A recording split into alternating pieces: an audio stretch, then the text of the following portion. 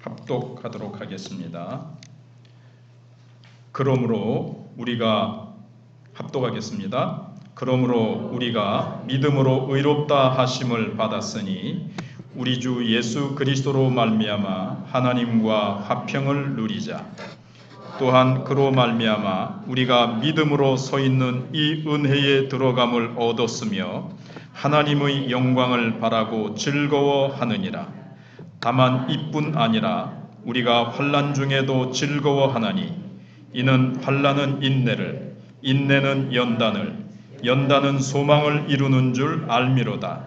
소망이 우리를 부끄럽게 하지 아니함은 우리에게 주신 성령으로 말미암아 하나님의 사랑이 우리 마음에 부은 바 됨이니 우리가 아직 연약할 때에 기약대로 그리스도께서 경건하지 않은 자를 위하여 죽으셨도다. 의인을 위하여 죽는 자가 쉽지 않고 선인을 위하여 용감히 죽는 자가 혹 있거니와 우리가 아직 죄인 되었을 때에 그리스도께서 우리를 위하여 죽으심으로 하나님께서 우리에 대한 자기의 사랑을 확증하셨느니라. 그러면 이제 우리가 그의 피로 말미암아 의롭다 하심을 받았으니 더욱 그로 말미암아 진노하심에서 구원을 받을 것이니 곧 우리가 원수 되었을 때에 그의 아들의 죽으심으로 말미암아 하나님과 화목하게 되었은즉 화목하게 된 자로서는 더욱 그의 살아나심으로 말미암아 구원을 받을 것이니라. 그뿐 아니라 이제 우리로 화목하게 하신 우리 주 예수 그리스도로 말미암아 하나님 안에서 또한 즐거워하느니라. 아멘.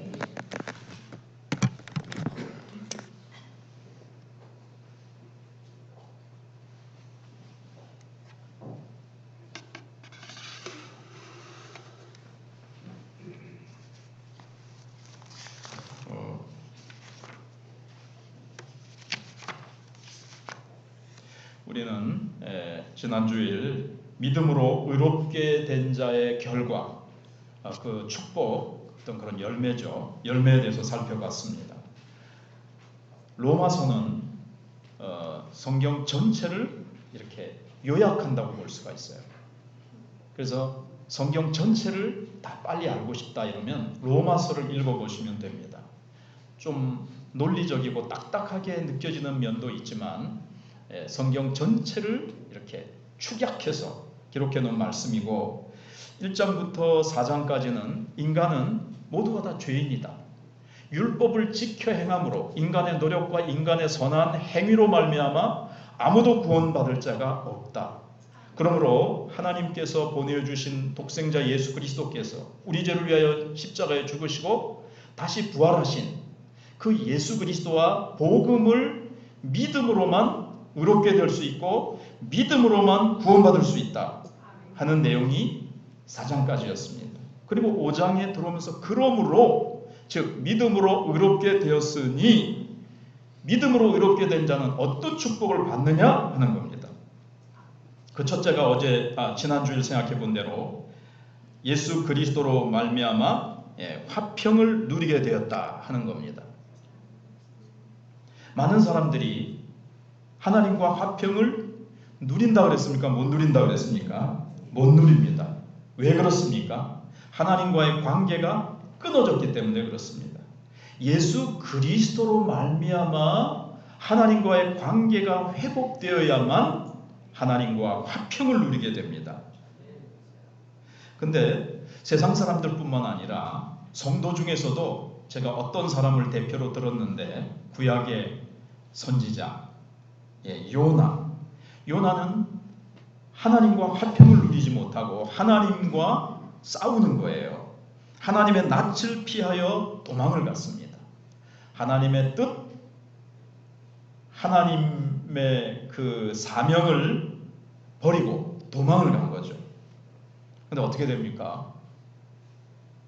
고생을 무지하게 하죠. 그리고 그가 바다에 던져지고 그가 도망을 이제 니느웨로 가야 되는데 다시 쓰러 가는 거예요. 하나님은 니느웨로 가라 그랬는데 요나는 다시 쓰러 가는 겁니다. 뭐 지금은 그런 사람 없는 것 같습니까? 하나님은 이리로 가라 그랬는데 하나님이 우리를 향한 계획과 하나님의 사명을 주시는데 하나님 힘들어요. 저 그 길로 가면 안 될 것 같아요. 저 다시스로 갈래요. 다시스로 도망가는 사람 많습니다. 배 밑창에 들어가서 자는 사람도 있습니다. 그러나 요나는 깨닫죠. 자기가 어디로 가든 하나님이 거기 계신다는 것을. 바다에 가도 거기 계시고 물고기 뱃속에 들어가도 하나님은 거기 계시더라는 거예요. 그래서 그가 회개했을 때 그가 어디로 갑니까? 니느웨에 가서 외치니까 하나님의 큰 기적의 역사가 나타나는 거죠. 우리도 하나님 앞에 씨름하지 말고 하나님 나 그 길 안 갈래요 하고 막 밀고 땡기고 하지 말고 하나님께 화평의 관계를 유지하면서 이게 이제 순종하는 거죠. 하나님의 음성 듣고 하나님의 뜻대로 순종할 때 나를 통해서 니느웨 백성들이 많이 살아나는 것처럼 나를 통해서 하나님께서 놀라운 기적과 하나님의 놀라운 역사를 나를 통해서 베푸시는 겁니다. 그럼 우리 인생이 얼마나 하나님이 나를 향하신 계획과 뜻대로 멋진 인생, 얼마나 멋진 걸작품 인생이 되는 겁니까? 할렐루야. 그래서 이제 우리는 두 번째로 오늘 생각해 볼 것이 의롭다함, 믿음으로 의롭다함을 받은 사람의 두 번째 결과가 뭐냐 하는 거죠. 그것은 소망 안에서 즐거워하는 것입니다. 로마서 5장 2절을 보시면요. 우리가 또한 그로 말미암아 우리가 믿음으로 서 있는 이 은혜에 들어감을 얻었으며 하나님의 영광을 바라고 즐거워하느니라 그랬습니다. 이건 이제 소망에 관한 건데요.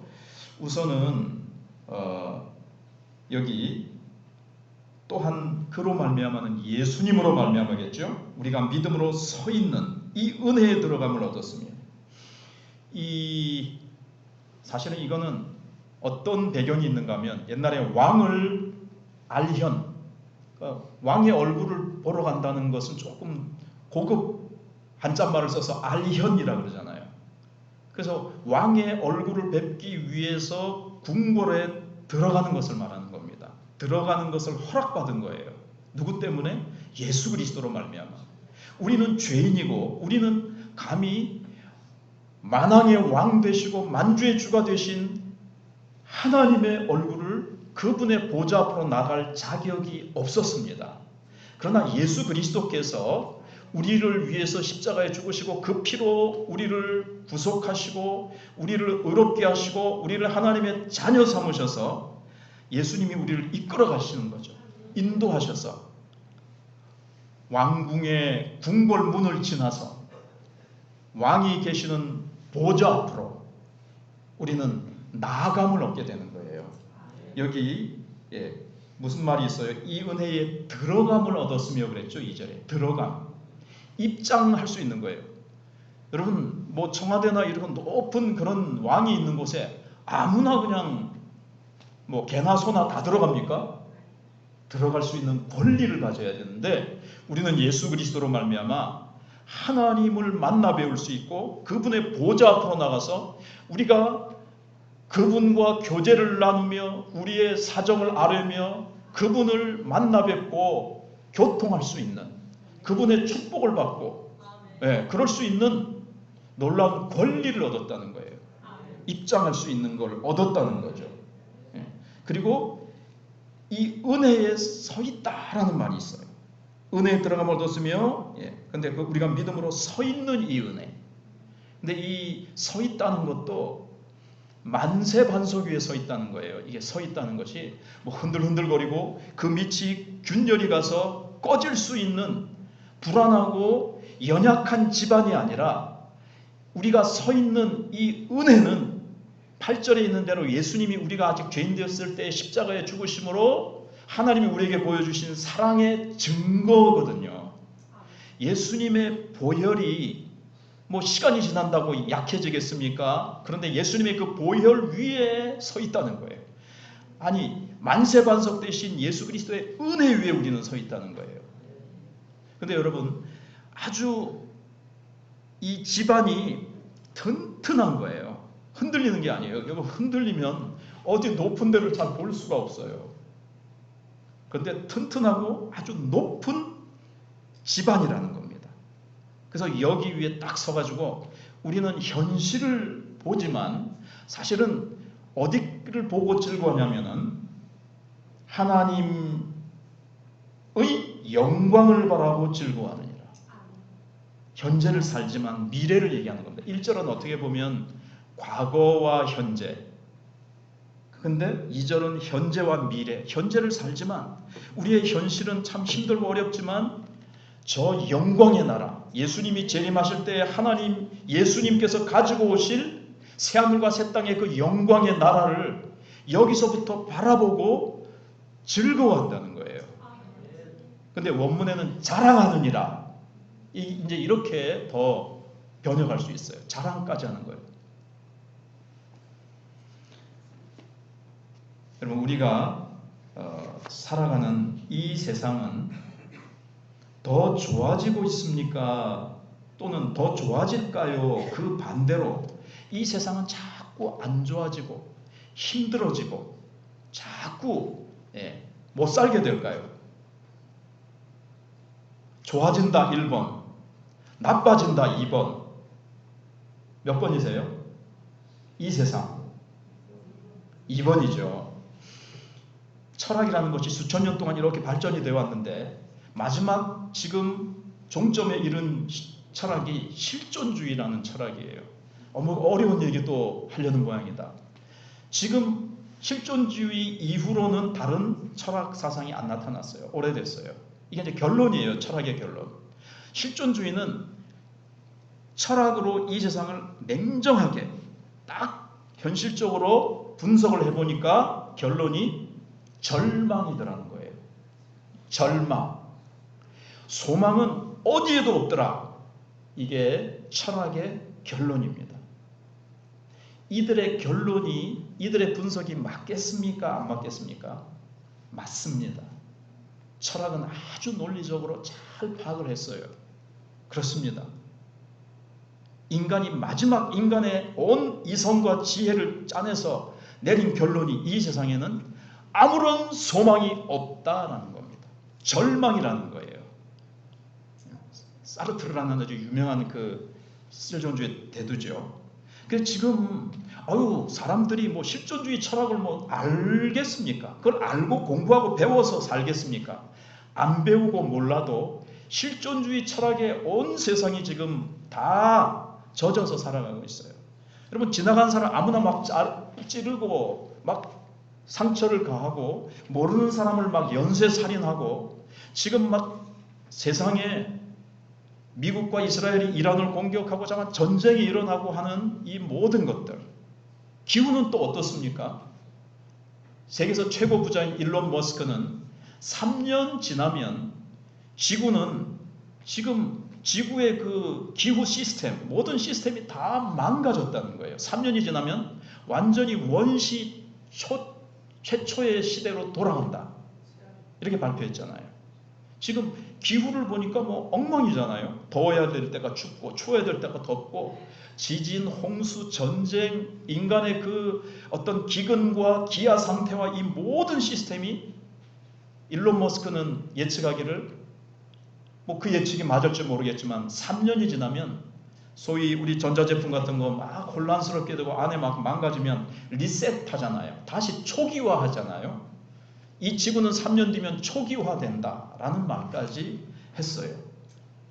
어제 이 세상은 참 절망이라는 얘기인데, 그래서 사람들은 근데 과거에 한번 생각해 보세요.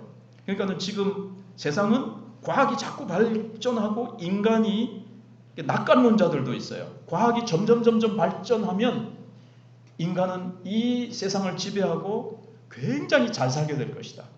수명도 엄청나게 늘어나게 될 것이고 우리가 농법을 더 발전시키고 경제와 모든 것을 발전시켜서 우리 인간은 굉장한 유토피아를 이 땅에 세울 수 있을 것이다. 이렇게 이제 내다보는 자들이 있어요. 실존주의 관점에서 보면 이들은 어떤 사람들이죠? 비현실주의자들입니다. 대표적인 사람들이 공산주의자들이었습니다.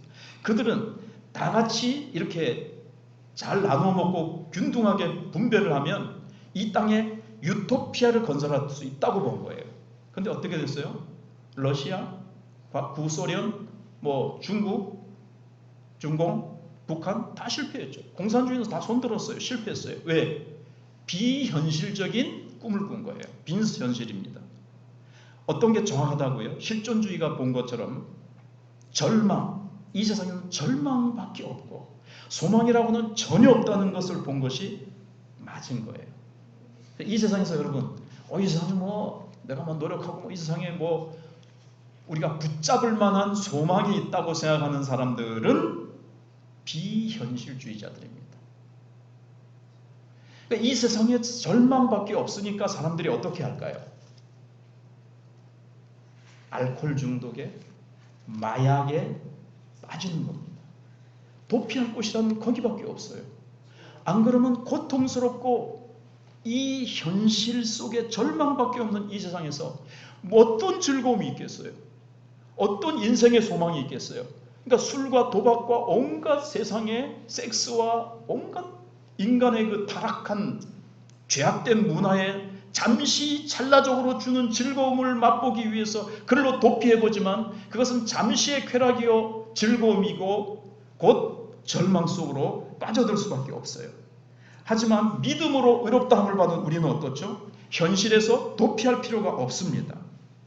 기독교는 그래서 이 세상 사람들이 만들어낸 이 소위 그런 것들은 명상 속으로 들어가고 비이성적인 종교 속으로 도피해요. 그러나 기독교는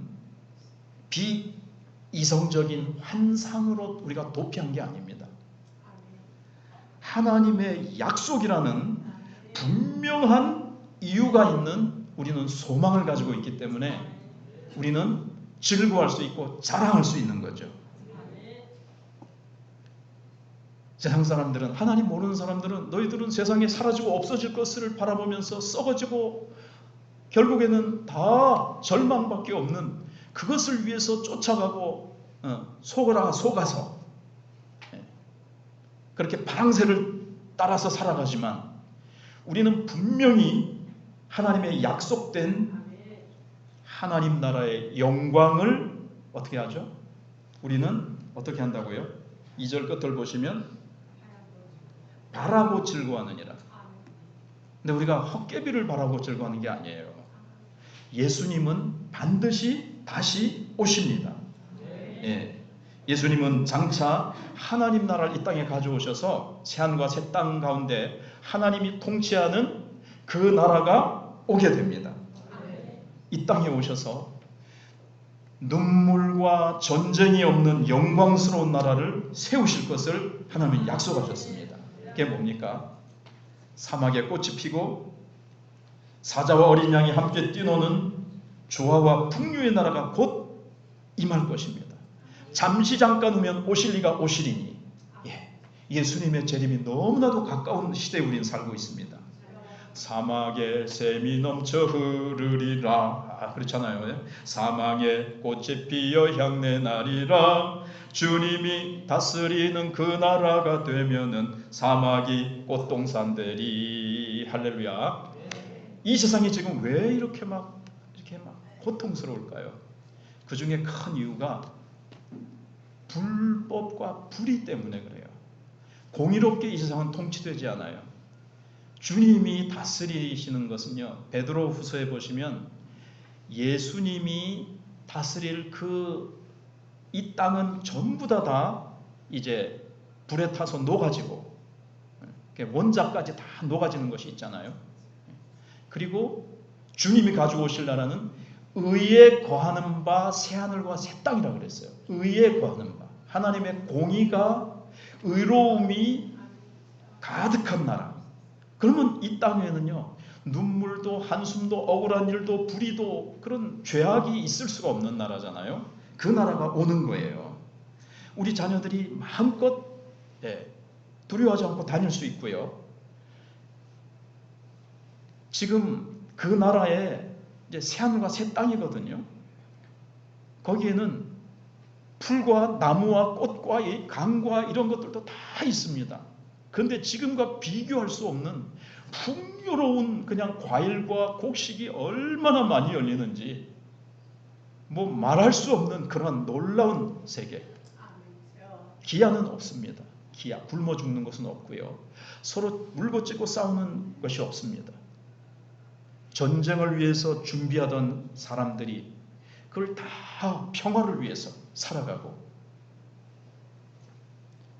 그래서 세상은 현실을 보면서 절망하지만 그리스도인들은 하나님의 영광의 약속을 바라보면서 즐거워합니다.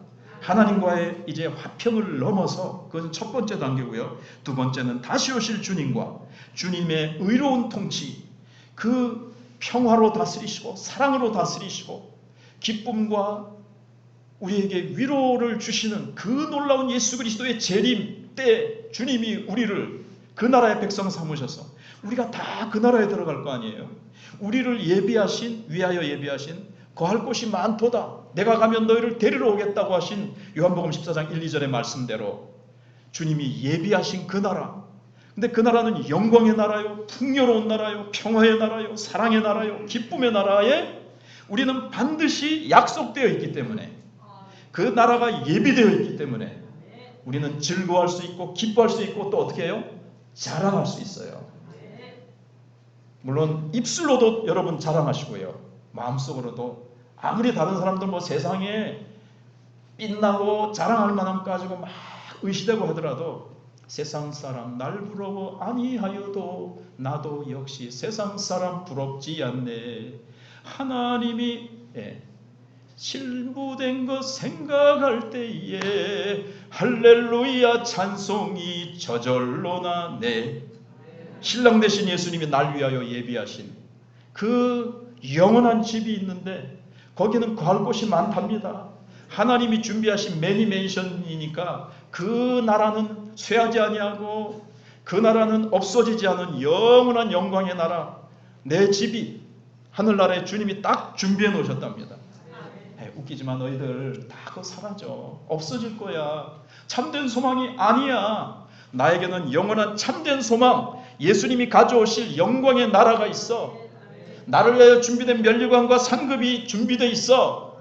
이것 때문에 우리는 마음속으로 자랑하면서, 그러니 우리가 뭐 기죽어서 삽니까? 어깨 늘어뜨리고 사는 것이 아니라 당당하게 할렐루야, 믿음으로 의롭게 되었으니 하나님과 화평을 누리고 하나님의 보좌 앞으로 우리는 나갈 수 있는, 입장할 수 있는 그러한 권리를 가졌고, 그 나라에 지금은 비록 전쟁과 여러 가지 어려운 현실들이 우리를 둘러싸고 있지만, 그러나 우리는 창문을 통해서가 아니라 망원경을 통해서 저 영광의 나라를 이미 땡겨서 보잖아요. 우리가 전체 우주 망원경을 한번 생각해 보세요. 그 영원한 영광의 나라를 하나님의 약속이라는 이 말씀 렌즈를 통해서, 망원경을 통해서 내 마음속으로 끌어잡아 땡겨와서 하나님의 영광의 나라가 내 속에 자리 잡고 있는 거예요. 그래서 우리는 즐거워할 수가 있고, 지금 있는 곳 잠시 있다가 그 영광의 나라로 갈 건데요. 뭐 주님 곧 오실 거고. 그래서 자랑할 수 있는 겁니다. 자, 세 번째 믿음으로 의롭다함을 받은 자의 결과는 환난 중에도 즐거워할 수 있는 겁니다. 그리고 5절에 보시면 성령으로 하나님의 사랑이 우리 마음에 부어지는 건데요. 먼저는 환난 중에도 어떻게 우리는 즐거워할 수 있느냐. 환난과 즐거움이라는 것은 서로 맞지 않는 거죠. 그러니까 이거 역설이죠. 역설적이죠. 원래 기독교는 역설적이잖아요. 우리 그리스도인의 삶은 역설적이거든요.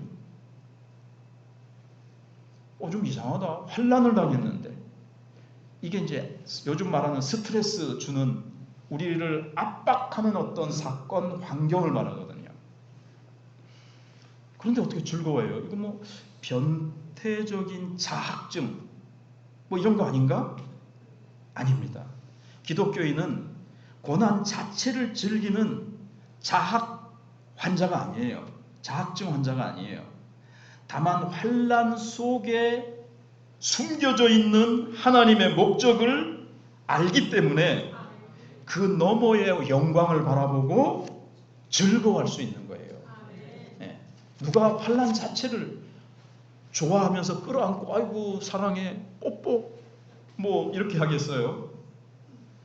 이 환난을 통해서 하나님이 나를 어떻게 빚어가실 건지 그걸 바라보고 즐거워할 수 있다는 거예요.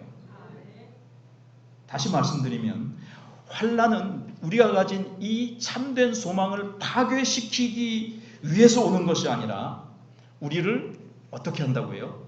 연단시키기 위해 오시는 거예요. 연단, 단련 이렇게 되는데요. 원래는 원문을 보면 성품입니다. 성품. 정금같이 연단된 성품. 하나님을 향한 그 거짓과 흠과 티와 찌꺼기가 없는 순수한 믿음으로 그렇게 정련된 그 믿음, 하나님이 네 믿음 하나님이 인정하시는 너 합격이야 라는 그런 성품으로 환난이 나를 이끌어준다는 거예요.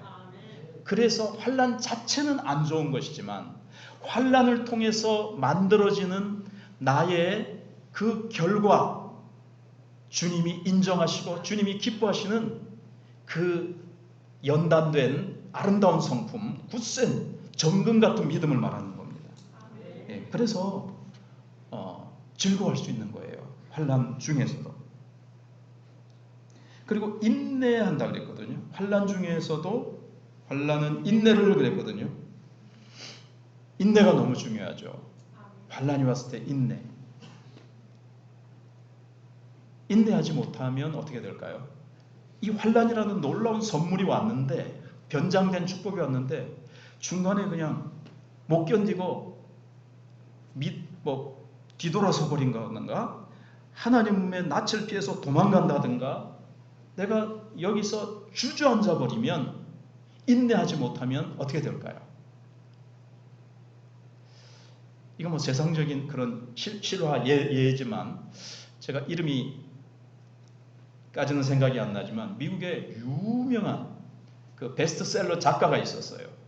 근데 이 사람이 쉘든이라는 사람인데, 그 성은 쉘든인데, 근데 이제 청년 시절에는 너무 인생이 안 풀리고 너무 자기 인생이 절망적인 거예요.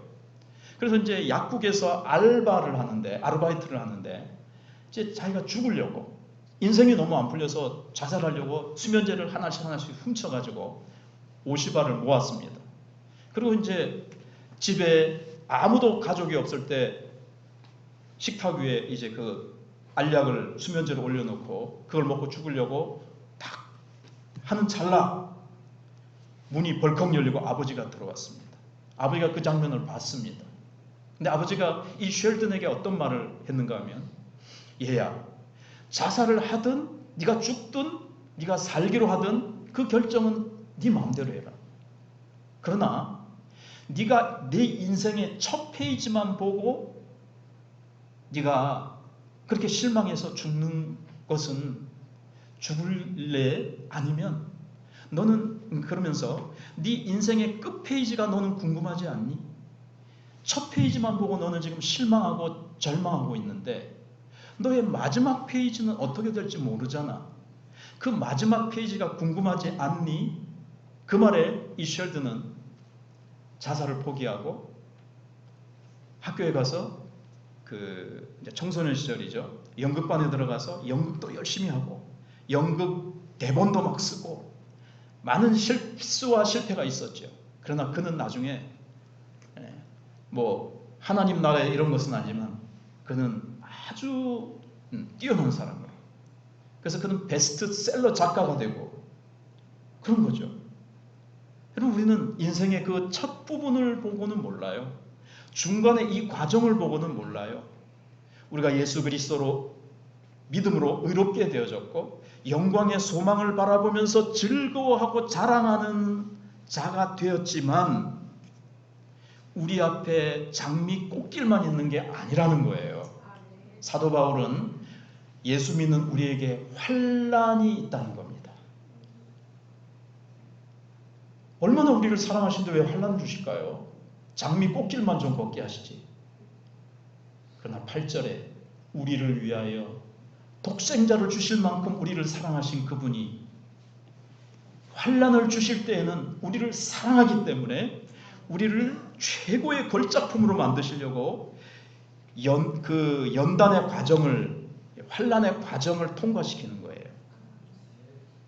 순금을 만들기 위해서는 잘 아시죠? 풀무불 속에 넣어야 돼요. 그러면 그 속에서 찌꺼기와 온갖 잡것들이 다 녹아 사라지고 없어지는 거예요. 순금이 되어지는 겁니다. 순금. 그러면서 이제 참된 신앙을 배우게 되는데 하나님을 기다리는 법을 배우게 되는 겁니다. 우리는 굉장히 조급해요. 하나님 빨리 주이소. 하나님 나 지금 죽겠었는데 뭐합니까 지금 하나님. 빨리 오이소 그러고 막 하나님 안 오시면 늦었다 그러고 이제 막 하나님 나 다 틀렸어요 이제. 내 인생은 이제 다 끝났어요. 막 그러면서 이제 우리는 이제 막 불평합니다.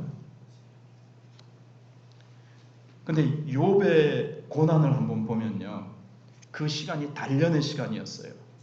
근데 끝은 어떻게 되죠? 갑절의 축복입니다. 물론 그 전에 여호와를 듣기만 하였었더니 눈으로 배웠나이다 라는 영적인 이 쑥 끌어올리는 축복과 함께 잃어버렸던 모든 것들도 하나님께서 2배로 갑절로 채워주시는 축복을 받게 되잖아요. 주는 자비하사 그 결과를 좋게 하시는 분이신데 중간에 내 어려운 환난만 보면서 쉘든 청년처럼 절망하지 말고 하나님의 때가 있다. 하나님은 반드시 오신다. 이걸 보면서 기다리는 법을 배우는 거예요. 하나님은 1초도 늦게 오시지도 아니하고 1초라도 빨리 오시지도 않습니다. 하나님은 정확한 때에 오십니다. 우리가 잘 아는 말씀 욥기 23장 10절 잘 아시죠? 예. 주께서 나를 단련하신 후에는 순금같이 나오리라. 그런데 8절을 보시면요. 그런데 내가 앞으로 가도 그가 아니 계시고 뒤로 가도 보이지 아니하며 9절에 그러니까 앞으로 가도 하나님 안 계시고 뒤로 가도 안 계시고 하나님 어디 계신가? 이 환난 속에서 사람들은 조롱하는데 친구들은 조롱하는데 하나님께 호소하며 하나님 만나서 하나님하고 토론을 하고 싶은데 안 계시다는 거예요. 9절에 그가 근데 여기서 보세요. 그가 왼쪽에서 일하시나 뭐 하신다고요? 일하신다는 걸 알았어요. 보이진 않아요. 하나님이 보이지 않고 하나님이 뭘 하시는지 왜 고난을 주시는지 보이지 않습니다. 그러나 그는 알았습니다. 그가 일하시는 거예요. 보이지 않을 때도 하나님 일하십니다. 예. 지금 하나님이 내 환난에 대해서 나는 지금 숨이 껄떡껄떡 넘어가는데 하나님은 가만히 아무 일도 안 하시는 것 같이 보이지만 하나님이 일하시는 손길이 보이지 않지만 욥은 믿음으로 뭘 봤어요? 하나님이 왼쪽에서 일하시나 보이지 않아도 힘들어도 하나님은 일하십니다. 언제나 내 곁에 계시고 언제나 나를 위해서 일하십니다. 독생자를 주신 하나님이 왜 일하지 않으시겠습니까? 그래서 내가 만날 수 없다 할지라도 하나님은 일하신다는 것을 알 수 있었고요. 그래서 욥은 끝까지 인내해서 하나님이 정확한 때에 욥을 찾아오셔서 욥을 회복시키시고 욥의 신앙을 순금같이 정금같이 만드신 것과 같이 우리도 환난 속에 우리를 집어넣으셔서 우리를 통과하게 하시면서 우리 속에 있는 불순물과 찌꺼기와 이런 것들을 다 제거하시고 우리를 정금 같은 것으로 만드셔서 합격. 네 믿음은 가짜가 아니고 네 유익을 위해서 기복적인 그런 우상 숭배하는 그런 신앙이 아니라 네 중심적인 가짜배기 신앙이 아니고 네 신앙은 진짜야 하면서 하나님이 합격증을 딱 때리시는 그것이 연단이라는 단어입니다. 우리의 신앙을 그렇게 만드신다는 거예요. 그래서 우리는 고난 중에 환난을 당할 때 즐거워할 수 있는 이유가 뭡니까? 우리의 소망이 더 그때 견고해집니다. 더 단단해집니다. 그리고 이어지는 것이 무엇이죠? 그때 환난의 때에 하나님의 사랑이 무엇으로 말미암아? 우리에게 주신 성령으로 말미암아 하나님의 사랑이 우리 마음에 부음받음이니 그 환난 때 말이죠. 너 뭐 그 소망 자랑하더니 그 어디 갔어? 그렇게 부끄러워하지 아니하면 우리에게 주신 성령으로 말미암아 하나님의 사랑이 우리 마음에 부음받음이니. 여기 원어를 찾아보니까 제가 지난 주일에는 뭐 양동이로 붓는다 그랬는데 더 공부를 해보니까요, 폭포수더라고요. 폭포수같이 부어주시는 거예요. 또 어떤 원어가 가능하냐면은 막 엄청난 비 있죠. 단비.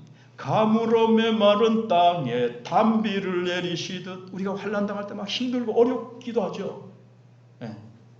지치고 힘들어할 때 하나님이 폭포수같이 성령께서 하나님의 사랑을 폭포수같이 부어주시는 거예요. 평소에는 강같이 그냥 샘물같이 하더라도, 그러니 환난 중에 왜 즐거워할 수 있습니까?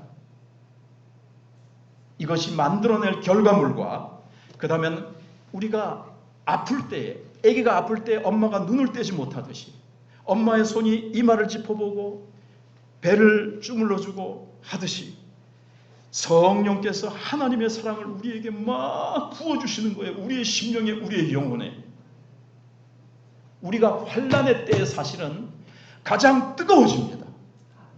우리의 신앙이, 우리의 심령이 환난의 때에 뜨겁게 찬송할 수밖에 없고, 하나님의 뜨겁게 매달려 기도할 수밖에 없고, 환난의 때에 하나님이 부어주시는 이 사랑으로 말미암아 우리가 이 현실은 지금 절망이고 이 세상에는 아무런 소망이 없을지라도 믿음으로 의롭게 된 자는 하나님과의 화평을 누리며 영광의 소망을 바라보며 기뻐하며 자랑하며 환난 중에서도 영광의 주님을 바라보면서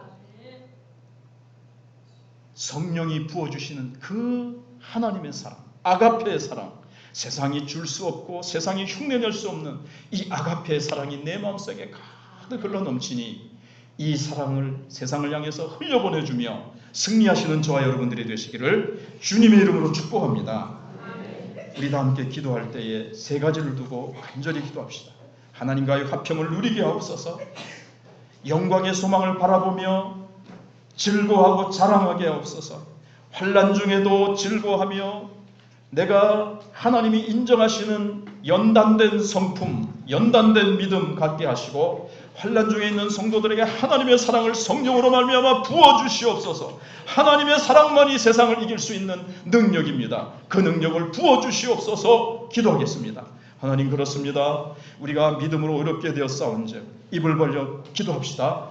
하나님, 우리가 믿음으로 어렵다함을 받았사온즉 하나님 아버지, 우리가 주님과 화평을 누리게 하시고, 하나님, 우리가 하나님과 그 믿음의 관계 속에서 영광의 소망을 바라보며 즐거워하게 하시고, 환난 속에서도 인내하며 하나님이 찾아오심을 믿고 하나님이 나를 연단하셔서 하나님이 기뻐하시는 욕과 같은 아름다운 결말을 주실 것을 믿게 하여 주시고, 하나님이 우리가 환난 중에 있는 성도들에게 하나님의 사랑을 물붓듯이 폭포수처럼 부어주셔서 하나님께 영광 돌리며 살아가는 저희 모두가 되게 해 주시옵소서. 예수님 이름으로 기도하옵나이다. 아멘. 네, 우리 찬송하시면서 준비하신 예물을 하나님께 드리겠습니다. 370장입니다.